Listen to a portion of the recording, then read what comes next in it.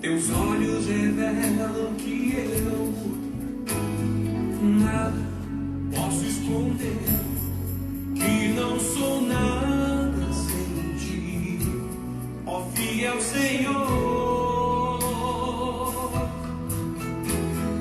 Tudo sabes de mim, quando sondas meu coração, e tudo podes ver bem dentro de mim. Leva minha vida a uma só verdade, que quando me sondas, nada posso ocultar.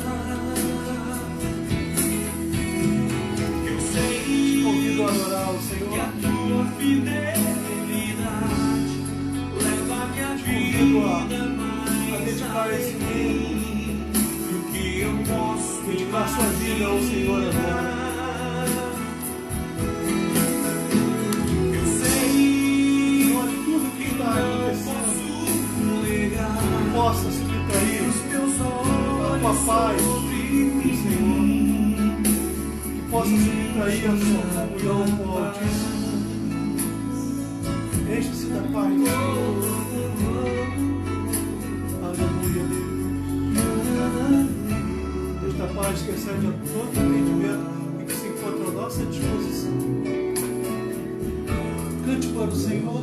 Teus olhos revelam que eu nada posso esconder, que não sou nada sem ti, ó fiel Senhor. Tudo sabes de mim, quando sondas meu coração, e tudo podes ver bem dentro de mim. Diga para o Senhor, diga, por favor.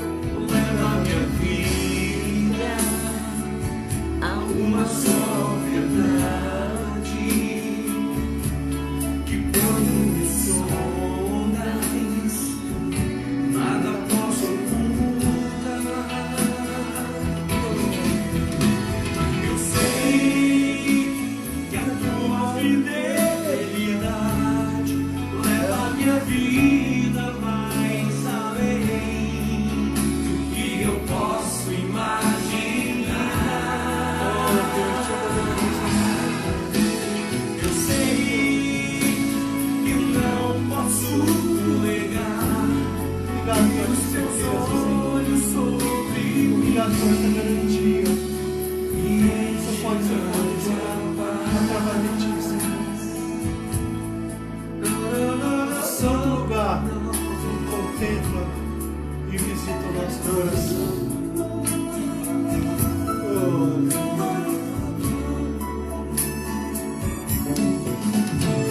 Eu sei que a tua fidelidade leva minha vida mais além do que eu posso imaginar. Glória, Senhor. Eu sei Aonde você está, você pode sentir a presença do Senhor.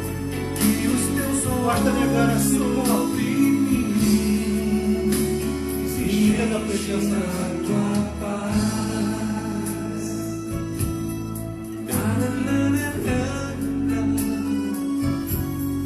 Tu vives, é porque tu vives que nós cremos na tua bênção.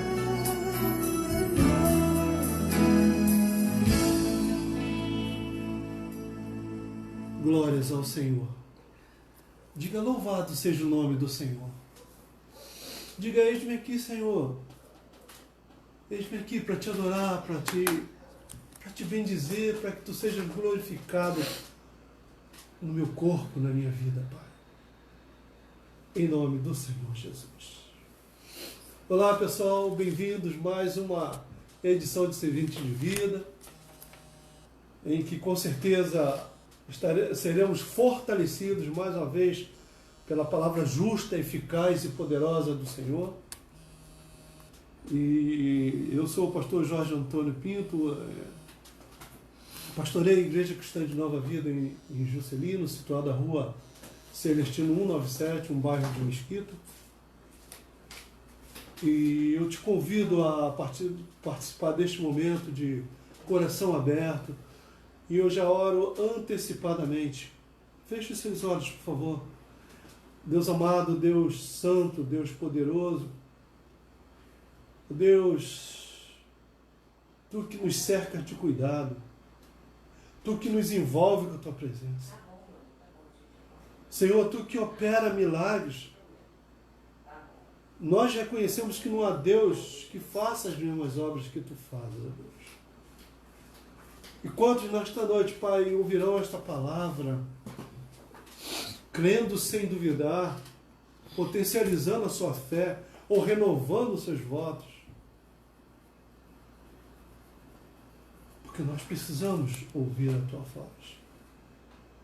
Fala conosco, Pai, eu te peço, e seja inibido, controlado, neutralizada, seja aniquilada toda força contrária que se levanta contra os lados, contra as nossas vidas, aonde você estiver. Que o Senhor venha dar uma exibição de força, de poder sobre tudo e sobre todos. Consinta a presença do Senhor sobre a tua vida. Em nome do Senhor Jesus. Amanhã nós teremos para os jovens da nossa igreja mais uma videochamada. Eu incentivo a você participar, você papai, você mamãe, incentive seus filhos a participarem. E eu estou aqui para servir a Deus e servir aos irmãos. Creio que você já abriu a sua Bíblia em primeira carta de João, primeira epístola de João, capítulo 2. 1 de João, capítulo 2, do versículo 18 ao versículo 23. Enquanto você está se situando aí,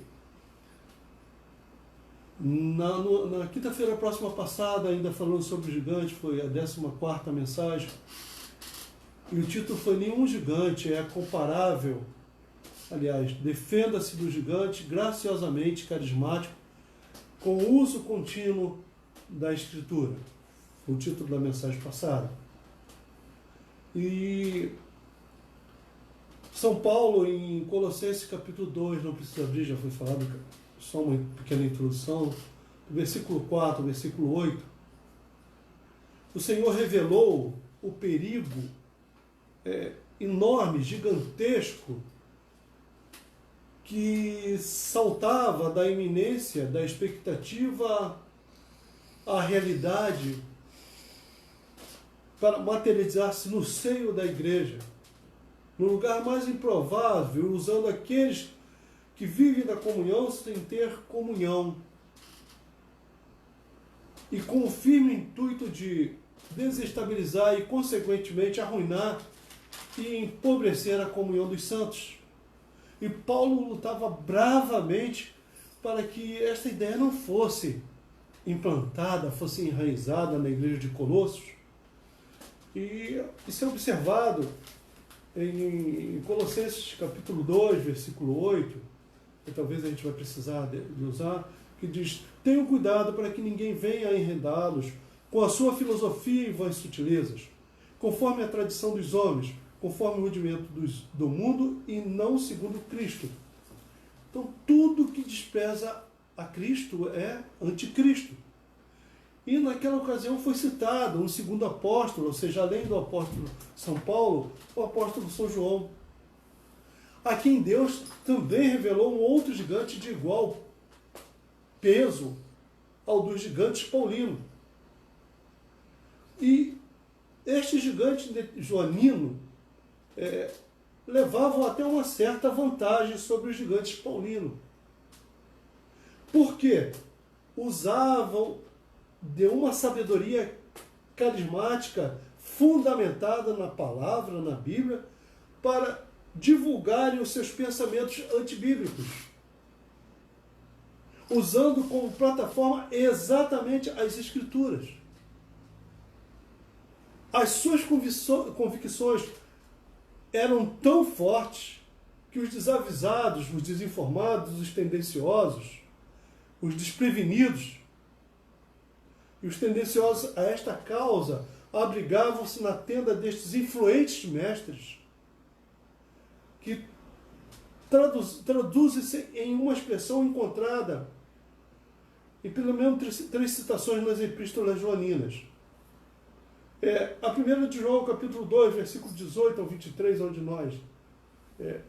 onde eu usarei como ponto de partida para essa mensagem, diz: filhinhos, esta é a última hora.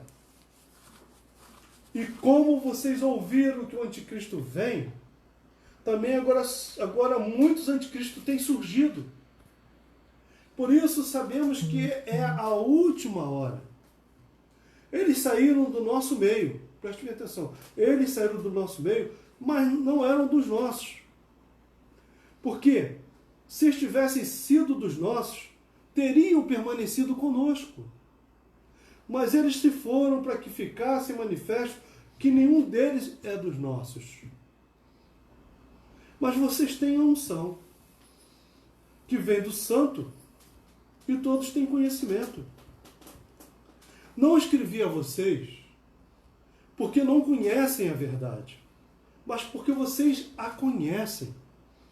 E porque nenhuma mentira procede da verdade. Quem é o mentiroso? Senão aquele que nega que Jesus é o Cristo. Este é o anticristo. Esta é a primeira palavra, a primeira expressão. Este é o anticristo, o que nega o Pai e o Filho. Todo aquele que nega o Filho, esse não tem o Pai. Aquele que confessa o Filho tem igualmente o Pai. Ora, filhinho, esta é a última hora. Então é um aviso emergencial que carece de uma atenção maior. Como você já recebeu uma orientação dos seus pais. Olha, fulano, já falei contigo várias vezes. 1, 2, 3. Esta é a última vez que eu vou falar contigo. Então, e aí nós despertávamos a nossa atenção para que aquela era a última oportunidade, era a última chance de não sofrermos uma punição. E o Senhor, aqui ele diz: filhinhos, esta é a última hora através de João. E como vocês ouviram que o anticristo vem, também agora muitos anticristos têm surgido, por isso sabemos que é a última hora. Ora, então, por que São João dedicou tanto espaço ao anticristo? Primeiramente, porque segundo as Escrituras, virá antes do fim do mundo. Portanto, é um dos sinais claros da volta do Senhor. Para quê? Para semear a impiedade, o destemor, a insubordinação. Mas tudo isso é para que no final desse seu ministério maligno ele seja vencido definitivamente por Cristo. Mas enquanto a vitória final não vem, nós vamos ficar com esse aviso, com esse alerta que é preciso estarmos de orelha em pé. É assim, como o Senhor Jesus falou assim, é desnecessário falar mais uma vez. Por quê? Por que ele falou isso? Porque ele diz que, versículo 21, não escrevi a vocês porque não conhecem a verdade, mas porque vocês a conhecem. E porque nenhuma mentira procede da verdade. Então, ele estava falando com aqueles que estavam dando crédito ao que ele estava falando.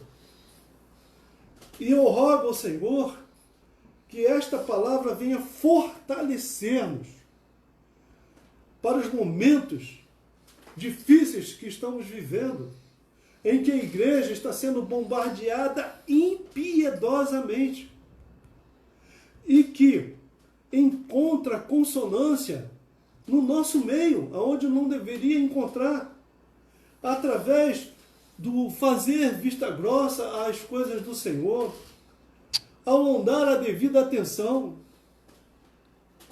quando se instrui a proceder de uma forma as pessoas parece que não existe mais um Deus, porque simplesmente continuam seguindo aquilo que eles traçaram. Se Deus se inserir, se enquadrar na sua vontade, nos seus planos, nos seus desejos, Ele é Deus. Mas, se Deus disser, feliz, esta é a última hora, este Deus já não é tão Deus assim.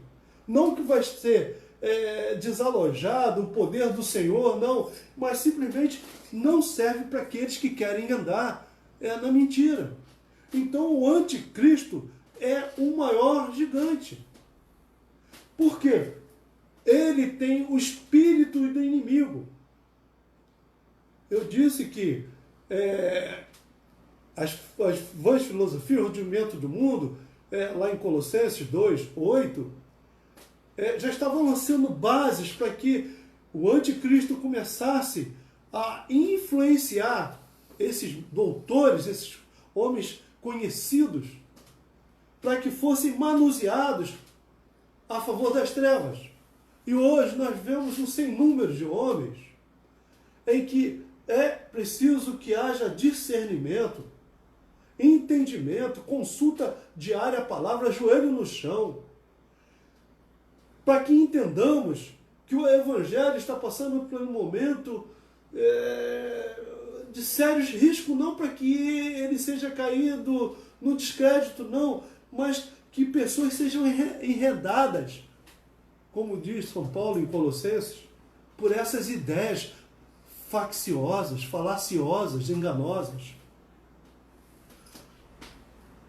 O segundo ponto é que é a personificação de tudo e de todos que se opõem a Cristo, ao cristianismo e aos cristãos. Não pense que o anticristo é simplesmente aqueles que vivem nas trevas. Não, não é.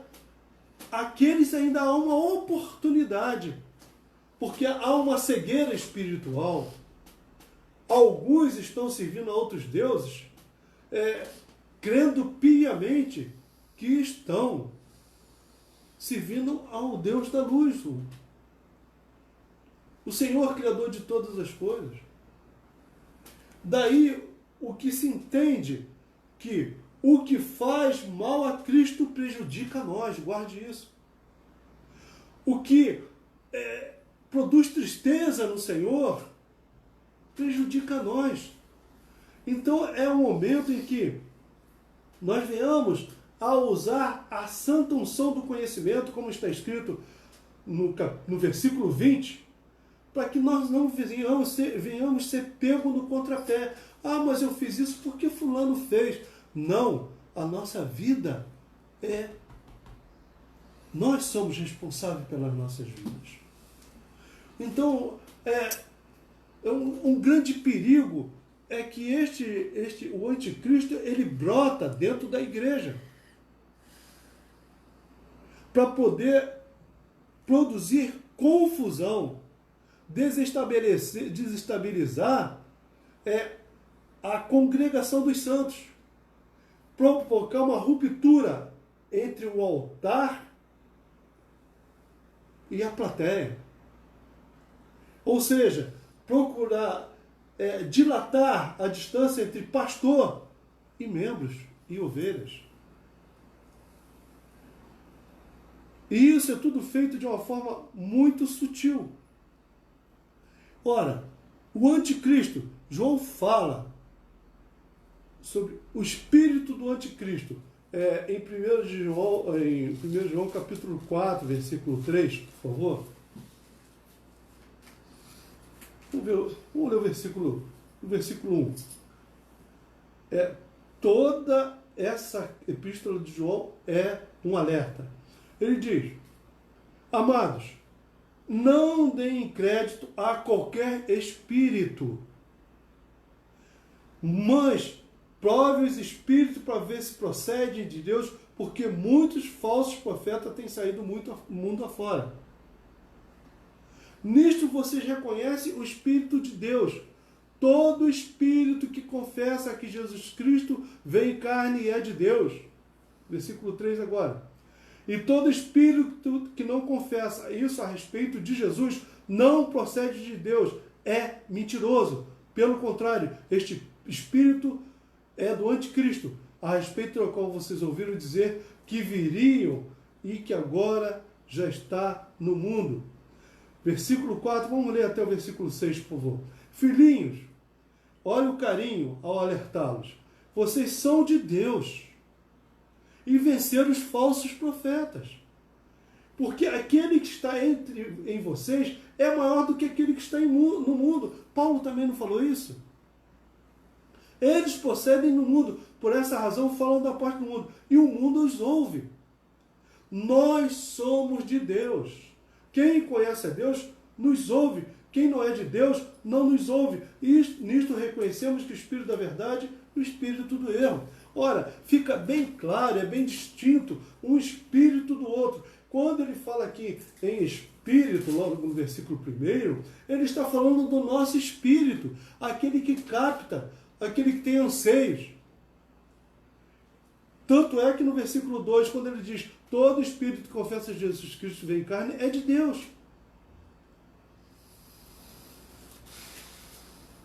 O confessar a Deus como Senhor traz resultados absurdos aos olhos das pessoas naturais e espirituais que procuram viverem pacificamente, pactuando-se entre o sacro e o profano. Então, o autor, ele contrasta, João contrasta a verdade e a falsidade. O anticristo, que João fala lá que nós lemos no capítulo 4, versículo 3, ele se refere a forças demoníacas por trás do ensino da atividade cristã.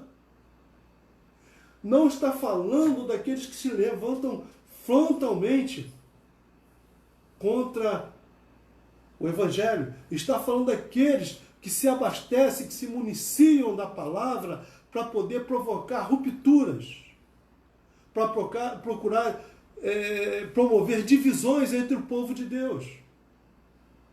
O que fazer numa situação dessa? Procurarmos estar aglutinados, juntos num só propósito, num só espírito, acreditando que Jesus veio em carne, sofreu por nós e hoje vive e reina, o Senhor está à destra do Pai e nos aguardando, e ele voltará, uma segunda vinda em definitiva, e que não é possível desvencilhar, desvincular Deus Filho do Deus Pai, como está escrito em 1 João 2,23. Todo aquele que nega o Filho, esse não tem o Pai. Aquele que confessa o Filho tem igualmente o Pai. São João também falou isso no Evangelho. O segundo ponto. O anticristo está para vir. Sim, mas muitos anticristos, se você ler lá em Apocalipse 13, versículo 1 ao 10, depois você lê, por favor. Sim, mas muitos anticristos já estão presentes e ativos, como estava na época de João. E aqui ela diz de uma igreja visível, mas que não eram verdadeiramente filhos de Deus. Era uma igreja que se via, o seu estereótipo, o seu exterior, aquilo que divulgava, com a sua aparência, tinha tudo de cristão, mas não eram cristão. Era só visto a sua parte visível, mas a sua parte, a sobrenaturalidade de Cristo não era vista na vida dessa gente. Portanto, não eram verdadeiramente crentes. Outro ponto é que negavam a realidade da encarnação de Cristo e a sua relação com o Pai, como nós já falamos, como eu já falei. No versículo 22, ele diz claramente quem é o mentiroso, perguntando, mas já tendo uma certeza, uma resposta certa, senão aquele que nega Jesus é o Cristo. Este é o anticristo que nega o Pai e o Filho. Sim, agora a gente já começa a ver como este comportamento está ocorrendo no seio da igreja. Olha, mas como pode fulano ia tão bem? Em alguns casos ia tão bem, sim, mas houve um acidente de percurso, mas alguns ele já vinha se alimentando de alimentos nocivos, aquilo que ia comprometer a sua fé, que ia debilitar a sua força espiritual.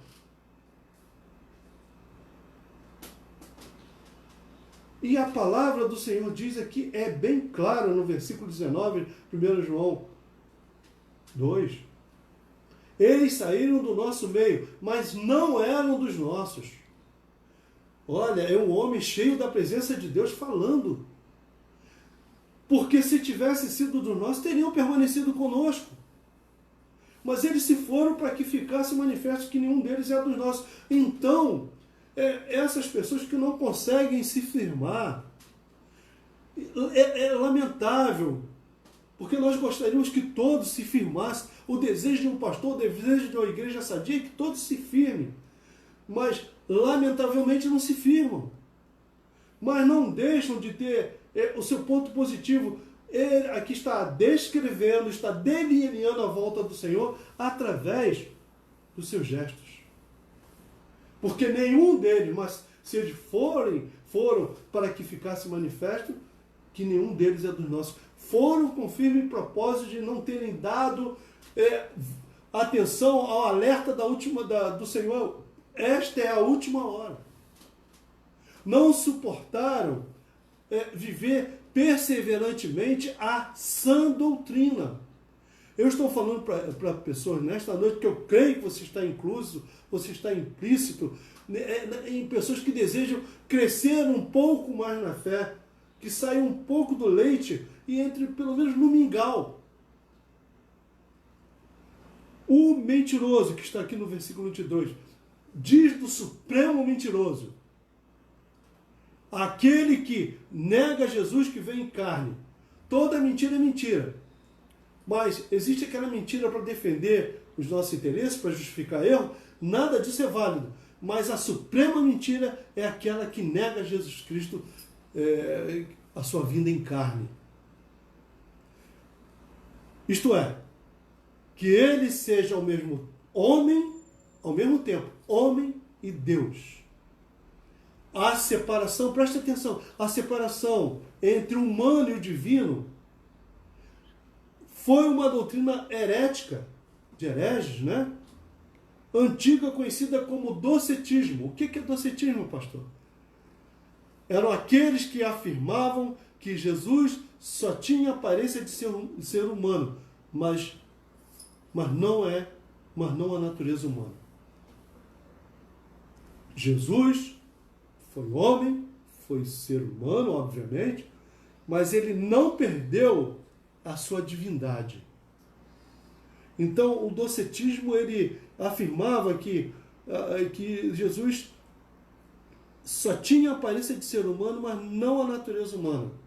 Ou seja, ele não foi humano ao ponto de sentir a minha dor e a sua dor. A te defender com o seu próprio corpo traspassado, moído, sangrando até a última gota, quando foi traspassado pela lança no seu lado e verteu todo o sangue e depois passou a verter água. Em Éfeso, tinha um líder dessa seita, do docetismo. O nome dele era Cerinto. E ele dizia ter experiências místicas, íntimas e profundo e elevado conhecimento de Deus. Mas ele era voluptuoso. Ou seja, aquele que deixava-se levar pelos prazeres dos sentidos. E existe volúpia espiritual, não só a sexual, não só a volúpia política, mas existe a volúpia espiritual. Aquele que está cheio de volúpia e que a sua certeza é tão grande que inspiram os maus mestres e inspiram outros a seguirem a sua ideia, desviando, aí eu vou chegar, esse discurso um pouco, quem sabe, você acha um pouco elitizado, mas não, mas desviando os propósitos de Deus para a vida do povo de Deus, porque o povo de Deus, quando se veste, se transveste deste elevado conhecimento, mas que deixa-se levar pelo avolúpio espiritual, ele, consequentemente, não será abençoado. Deus quer um povo simples, inocente, dependente dele.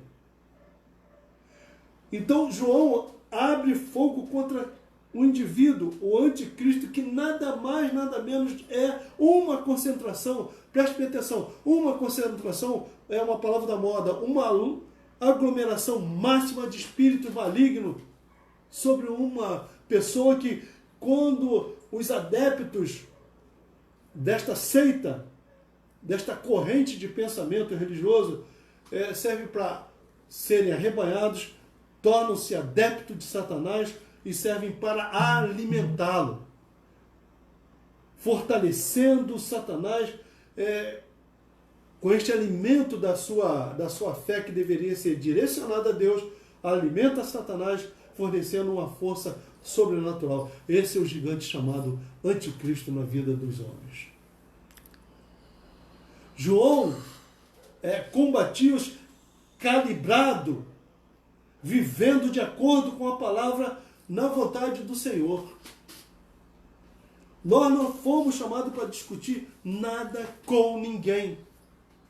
Nós fomos chamados para dar espaço para Deus nas nossas vidas e sermos notados como pessoas que vivem calibrados pelo Espírito do Senhor, que vivem de acordo com a sua santa palavra, que vivem a sã doutrina de Deus, e isso nos fortalece para passarmos esses dias tão difíceis, tão agressivos, em que não pode ser desprezado que Jesus veio em carne, que ele sofreu como homem, para sentir as minhas e as suas dores. É por isso que nós somos curados, somos sarados, é por isso que Deus atua nos nossos lares, é por isso que Deus atua na nossa família, porque Jesus teve família, porque Jesus teve um lar, Jesus teve uma profissão, foi auxiliar de carpinteiro. Então tudo que nós estamos passando, Jesus passou. A agonia de pré-morte.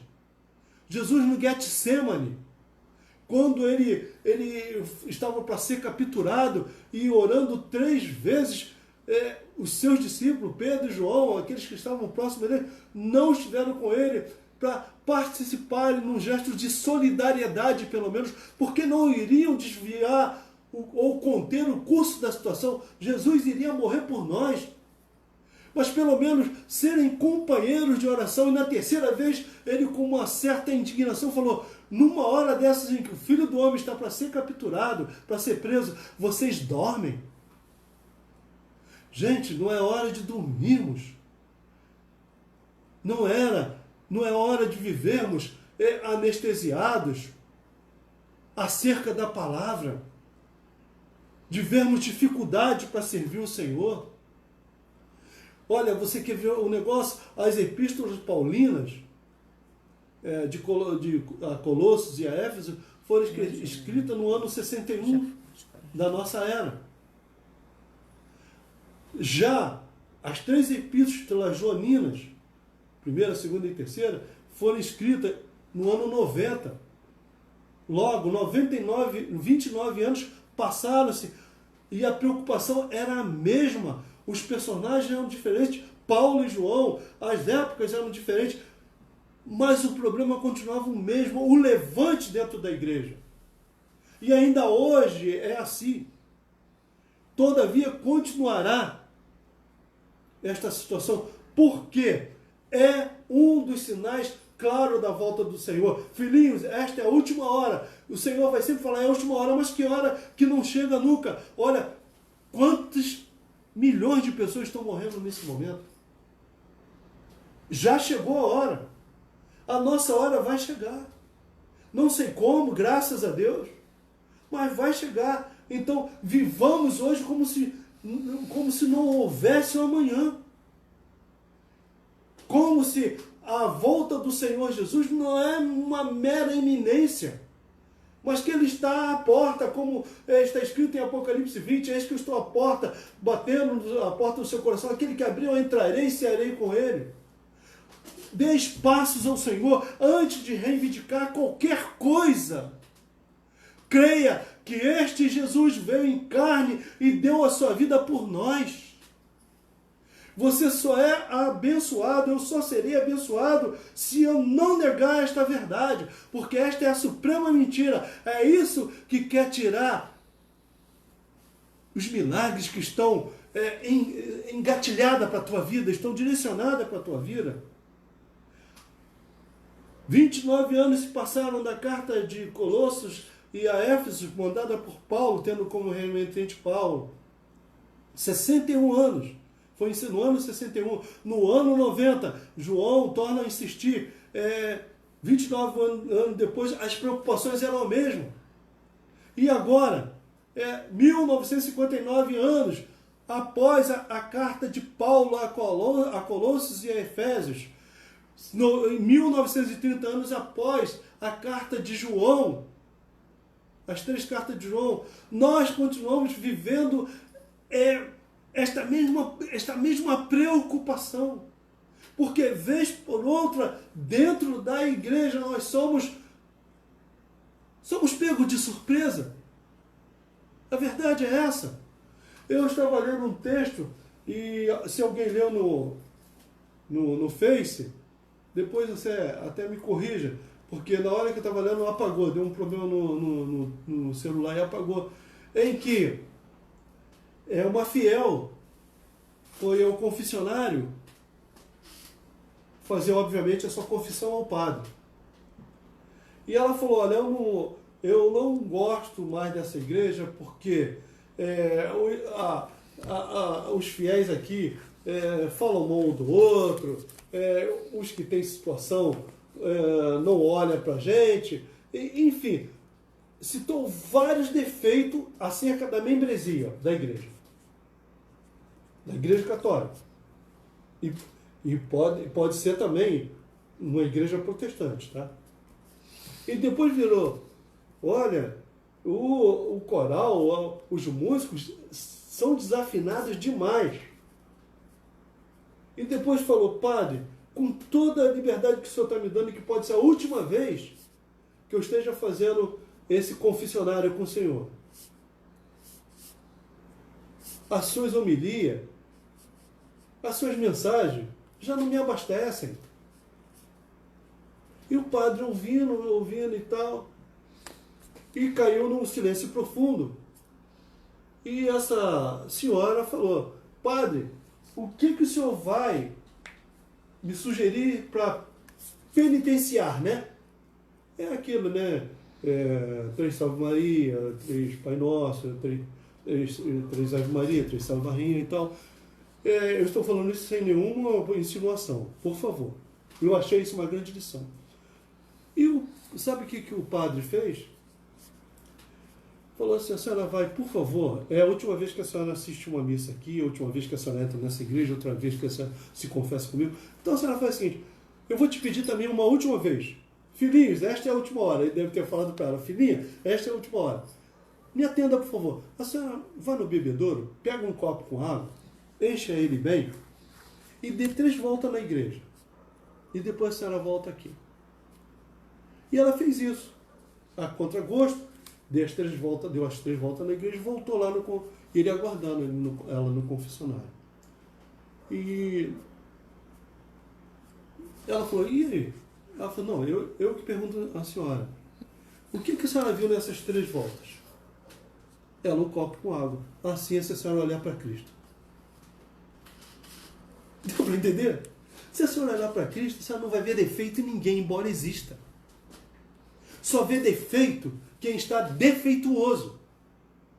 Quem só vê defeito, aquele que está propenso, já alimenta o seu ego, o seu superego, de ver defeitos nos outros. Para mim, não vejo defeito nenhum, embora exista. Porque sabe o que é? Eu tenho os meus também. E haja misericórdia. Então, gente, o grande problema do anticristo. Vamos lá em Mateus 5, por favor, e eu prometo que eu estou encerrando. Mateus 5, versículo 17, versículo 18.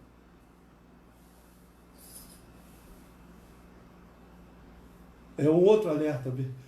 Mateus 5, 17, 18, eu peço que você vá até lá. Que diz: o ensino a respeito da lei. Não pensem que eu vim revogar a lei ou os profetas. Olha, nós estamos falando sobre anticristo, né? Não vim para revogar, mas para cumprir. E agora existe uma corrente que diz que a lei não é necessária. Olha, gente, o próprio Senhor Jesus está dizendo que não pense que eu vim revogar a lei ou os profetas. Aquilo que foi dito, porque foi sob inspiração de Deus. Não vim para revogar, mas para cumprir. Ora, então, olha o perigo que nós estamos vivendo de tudo pode. Os milagres não têm acontecido, é uma raridade quando acontece um milagre. Porque a igreja, além de se elitizar-se, auto-elitizar-se, ela está criando uma blindagem, porque está criando uma nova ordem de fé, de crença em Deus. Não existe disciplina. A lei é cumprida em Cristo Jesus. Então, a graça existe, mas ela tem como útero a lei. Jesus falou: que queres que eu me faça, faça tu primeiro. Porque tudo ele já fez por nós. Esse é o versículo 17. Agora, no versículo 18, é o grande finale, espero eu. Porque em verdade lhes digo, quando eu digo, porque em verdade lhes digo, é porque nada além disso pode ser falado ou acrescentado. Até que o céu e a terra passem, nem um i ou um tio jamais passará da lei, até que tudo se cumpra. Ela tem que se manter inalterada. Ela não pode ser alterada, ela tem que se manter intacta. Ela não sofre a ação dos homens, não sofre a ação de Satanás, não sofre a ação do tempo. Ela não sofre nenhum tipo de erosão, seja espiritual, seja secular. Não, ela não sofre. Ela é autêntica, ela é soberana. Quem repudia a lei está repudiando o próprio Cristo. Quem repudia a lei rejeita a graça. Olha, vamos ver, nenhum tio. Vamos entender aqui, rapidinho, me dê 5 minutos, por favor. O I representa o iod, Y-O-D, que é a menor letra do alfabeto hebraico. E que ele se parece com o apóstolo, aquela vírgula ao contrário, em cima das palavras, né? O tio representa um pequenino traço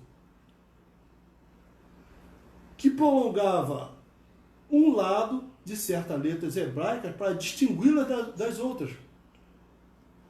O que o Senhor deseja comunicar é que a letra de cada palavra no Antigo Testamento é vital e será cumprida. Ela não pode ser desprezada. Eu não posso pegar uma perninha, né? Que é usada o tio, que é usado em certas letras hebraicas, para poder alterar aquela letra, para dar um fonema, um som mais prolongado, uma modulação maior. Eu não posso adicionar nada à palavra. Eu que tenho que me submeter à palavra. Nós, às vezes, queremos a solução mais rápida, mais imediata. E que às vezes atropelamos a vontade do Senhor. Ora, mas só para ilustrar, porque o ambiente está um pouco assim, quem sabe um pouco tenso, não é pesado, mas tenso, né? Uma certa vez num avião, a aeromoça pergunta a um passageiro que ela viu ele assim, notadamente com a reação nervosa, com muito medo. E ela, a título de acalmar, ela perguntou: o senhor quer uma água? O senhor quer um suco de maracujá? E ele nem falava nada, só balançava a cabeça que não, e agarrado na poltrona, né?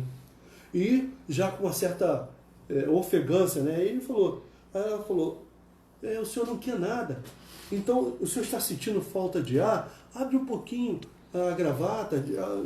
Ele falou, não estou sentindo falta de ar, estou sentindo falta de terra mesmo.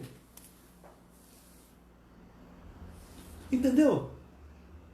A situação para aquele homem não era questão de pregar a palavra, não era de suco de maracujá, não era água, não era desafrouxar a gravata. Ele queria, era terra, ele queria estar em terra firme. E nós precisamos estar nos braços do Senhor. Ele é que nos sustém, Ele é que nos mantém, povo de Deus. Você que está me assistindo, Deus não mudou e não mudará. Os homens é que tentam mudar o sentido da sua palavra, criando vertentes no Evangelho. Se alguém está me assistindo que é contrário ao que eu estou falando, entre em contato comigo, que eu faço questão de nós conversarmos. Se você aprendeu de outra maneira, a graça não é algo que se abre a torneira e deixa ela caindo, não. A graça ela é regulada pela lei. E a lei se cumpre em Cristo. E se nós temos a presença do Senhor, como eu não duvido, nós não negamos o Cristo em carne, porque é Ele que deu a sua vida por nós. Amém. Ele que padeceu por nós. E eu encerro essa mensagem dizendo que nós precisamos do Altíssimo, nós precisamos do Eterno. Não podemos aumentar o sentido da sua palavra. Ele não precisa da nossa ajuda. Dependemos do Senhor. O que você está sentindo agora? É falta de ar? É falta de terra? Não, eu estou sentindo falta do Deus Altíssimo, daquele que me criou para o louvor da sua glória, aquele que é o Deus dos impossíveis, é capaz de te tirar desse leito de dor, é capaz de te curar, é capaz de acalmar esse teu vizinho que tira a sua paz, esse vizinho que coloca lixo na tua calçada, que perturba a sua paz. É capaz de visitar o teu parente, o teu ente querido lá no hospital e devolvê-lo. É capaz de reestruturar a tua vida conjugal. Porque para Deus não tem nada impossível. Amém. É aquele Deus que é capaz de renovar nesse momento que você se encontra frígido. Mas você não faz coro com o anticristo, você simplesmente encontra pálido na fé, encontra subnutrido e Deus quer dar uma injeção de ânimo em você com o Espírito Santo. Eu te convido a estar numa igreja, não na nossa igreja. Eu lembro do Bispo Roberto que quando ele lançava um convite para alguém à igreja, ele falava, visite a igreja mais próxima da sua casa. Que bom se for na nossa, mas a nossa não é a melhor igreja. Vá numa igreja mais próxima da sua casa. Diga, Senhor, eu estou em frangalhos. Eu estou próximo de zero. Mas a minha fé ainda está em Ti. Eu quero ouvir a palavra da última hora sobre a minha vida. Porque a última palavra vem de Ti, Senhor. Da próxima Santa Ceia eu quero participar. Do próximo batismo nas águas eu quero me batizar. É um culto de exaltação ao Senhor. Não crie atalhos. Não crie argumentos que não são bíblicos. É colocar um tio. Não pense que eu vim revogar a lei ou os profetas. Não vim para revogar, mas para cumprir. Que o Senhor tem um espírito de obediência. Ele é a obediência. E nós temos que ser obedientes também. Amém. Eu te convido a rever essa decisão que você tomou. Que de repente, impensadamente, talvez a longo prazo, mas alimentada pela sua própria expectativa e vontade. E isso temperou a sua decisão. Mas agora você vê numa situação de que não deveria ser essa situação. Eu te convido agora a repensar, a rever, porque Deus é um Deus de graça e de misericórdia e te aceita sem nenhuma explicação. Amém. Louvado seja o nome do Senhor. Curve a sua cabeça, por favor, em nome do Senhor Jesus. Todo mundo respondendo, glória a Deus. Eu quero agradecer a você que está respondendo, porque é um culto, a gente precisa interagir, é um culto. Eu vejo você sim pela fé. Vamos, curva a sua cabeça, coloque a mão sobre o seu coração, você que está entediado com a vida, você que não tem mais sentido para viver, você que está desenganado pelos médicos, você que tem visões, você que tem uma dor naquela hora já agendada, você já se prepara para sentir aquela dor. Você que sofre de insônia. Você que tem qualquer doença alojada no seu corpo. Você que tem uma insegurança. Você que tem desejo de tirar sua própria vida. Você que é depressivo. O Senhor diz que Ele veio para cumprir a lei e não para revogá-la. E Ele quer te abençoar nesta noite. Isaías 53 diz que Ele levou sobre si todas as nossas dores e pelas suas pisaduras nós fomos curados. É pelo corpo de Cristo, é pelo sangue de Cristo, é pelo sacrifício vicário de Cristo. Amém. Senhor Deus e Pai, eu quero te louvar antecipadamente, Senhor, por tudo que tem se manifestado, seja favoravelmente ou desfavoravelmente, porque a tua palavra diz, apóstolo São Paulo em Romanos, que tudo colabora para o bem daqueles que te amam. E eu quero invocar esse título sobre as nossas vidas, ó Pai, que nenhum gigante é comparável ao nosso Deus em poder, em mansidão, em graça, em aceitação. Nenhum gigante batiza com o Espírito Santo. Nenhum gigante leva a salvação e o Senhor nos leva. Mas tenha essa certeza que o que faz mal a Cristo prejudica a nós. Você que há muito tempo não vai à igreja, que vê defeito nisso, naquilo, ou você que vai à igreja e está desanimado, vendo defeito, eu vou falar como aquele padre, sim, pegue um copo d'água e dê volta na igreja, e olhando para o copo d'água, e quem sabe você não vai ver mais defeito, veja Cristo, Cristo, Cristo, Cristo ressurreto, Cristo em carne, Cristo divino, Cristo soberano, em nome do Senhor Jesus. Amém, Jesus. Segundo a palavra do Senhor, que Ele veio para cumprir, que Ele cumpra os seus propósitos sobre a sua vida, sobre o seu lar, sobre o seu trabalho, e para você que está desempregado, Senhor, em nome de Jesus, Oh, Deus. providencie uma porta aberta, não é uma ordem, é uma súplica, Senhor, Sim, é um Deus. rogar a Ti, é crer, Senhor, sem duvidar. Sim, Pai. Eu te agradeço pelo novo emprego da minha filha, Senhor. Muito obrigado, Senhor, porque Tu és um Deus de graça e misericórdia, Pai. Sim, Tu és fiel. Em Senhor. nome de Jesus, assim, ore assim, eu te exalto. É lamentável, né? Minha vontade de ficar com vocês mais um pouco, mas eu quero aproveitar esse momento para parabenizar o Daniel, filho de Francesco, e Débora, que aniversaria hoje. Um garoto que nós temos um carinho muito grande por ele. Se você estiver vendo, Daniel, ou se vai ver depois, que Deus te abençoe. Um grande beijo nosso, da igreja, meu, da Heloísa, de todos. Nós te amamos, tá bom? Vimos Daniel pequenininho, agora está se tornando um rapazinho. Que Deus abençoe. Meu coração está contigo, o nosso coração está contigo, tá? Dias de alegrias, tá? Que Deus abençoe. Também temos alguns pedidos de oração. Orar pela Nildeia, a mãe da Dayana, que está nos assistindo, que internará amanhã para submeter-se a uma intervenção cirúrgica no coração. Creio, Dayana, como eu já falei contigo no privado, o Senhor vai nos devolver a sua mamãe, tá? E será um troféu para nós louvarmos e bendizermos o nome do Senhor. A pérola. Oh, meu Deus! Pérola Dorinha, que eu vou interromper aqui no instantinho. Gente, é a minha querida Élida, dos tempos do Correio. E ela deixou aqui o Isaías 52, 7. Que formosos são sobre os montes os pés do que anuncia as boas novas, que faz ouvir a paz, que anuncia coisas boas, que faz ouvir a salvação, que diz assim, o teu Deus reina. Como é bom ouvir uma boa mensagem. Deus te abençoe, pastor Jorge. Você não me chamou de Jorginho, vocês me chamam de Jorginho, lembra? Deus te abençoe, Elidinha. Deus abençoe você e a sua família, tá? Um grande abraço para todos. Orar pela Jaciara, irmã da Luciana, esposa do Josualdo, também lá da igreja, com um grave problema de enfermidade. Ela sofreu um derrame cerebral e teve seus movimentos paralisados.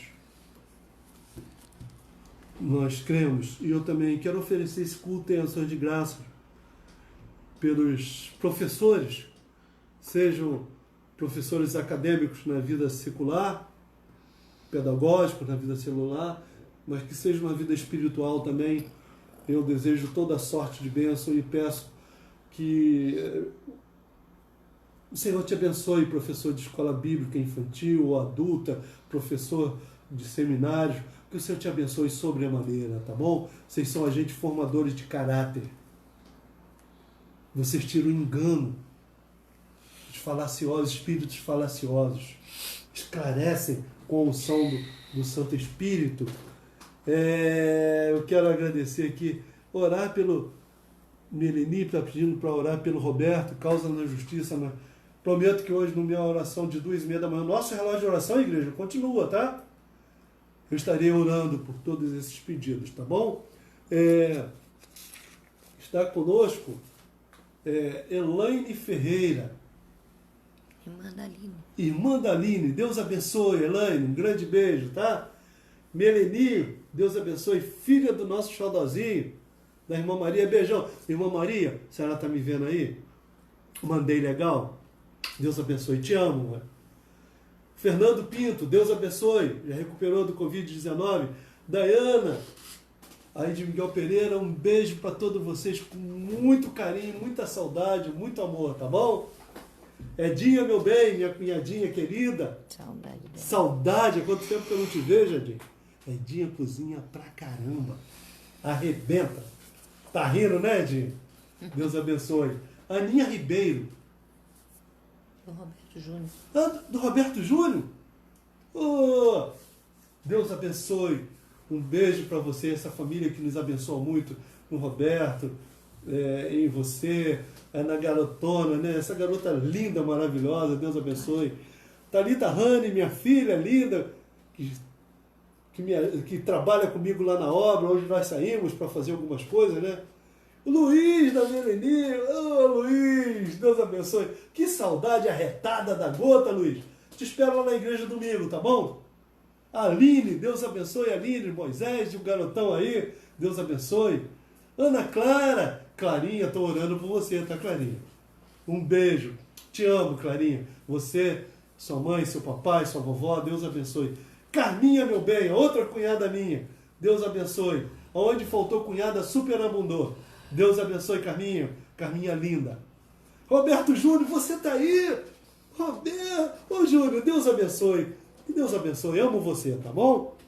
Marilza, Deus abençoe. Mulher braba, guerreira. Márcia Gomes, Deus abençoe. Cristina e Dinho, Deus abençoe. Ao Douglas também. A Hélida, Pérola Dorique, Deus abençoe. Julião de Miguel Pereira. E aí, cabra, tá tudo bem? Um beijo para você, Jaciara, pro Pedro, tá? Alessandra Marques, Deus abençoe. Roberto Carlos, meu querido pastor de Petrópolis. Tô para ir aí, tá? Vamos trocar uma figurinha aí. Tivemos no presbitério agora, terça-feira. Deus abençoe, pastor Roberto Carlos, o seu ministério, a sua vida em família. Tudo que você tocar venha prosperar. Pastor Sérgio, aí em Fernandópolis, interior de São Paulo, uma da nossa igreja. Deus te abençoe, querido. Eu estou orando por você. Olha, oração, receba. Hoje eu estava no estacionamento do Atacadão, guardando, é a última, tá? Eu estou ficando velho, tá? Muita chave, falando demais. E quando eu estava guardando as compras, chegou um rapaz e falou assim para mim: o senhor aceita a oração? Eu falei: aceito, sim, claro. O senhor pode curvar a sua cabeça? Eu falei: vamos ver até onde ele vai chegar, né? Curvei minha cabeça, não sei nenhum constrangimento lá no cantinho. E ele orou. E sabe o que ele falou? Senhor, abençoa o ministério desse homem. Deus não usa? Claro, mas os que vivem na verdade. Aí no final da oração, ele falou assim: Deus colocou no meu coração que o senhor é um sacerdote. Eu falei: tu disseste. Um missionário. Deus abençoe o Felipe. Felipe, Deus te abençoe, tá? O seu ministério. Então, gente, vamos encerrar por aqui? Um beijo para todos. Um grande abraço. Até domingo, 9 horas, nosso culto presencial online, tá bom? Aguardo vocês. Carminha, que o Senhor abençoe a ti e a sua casa, pastor. Eu recebo, Carminha linda. Que o Senhor te abençoe também. Tá de boa? Então fui. Deus abençoe. Amém. Fique na paz. Amém.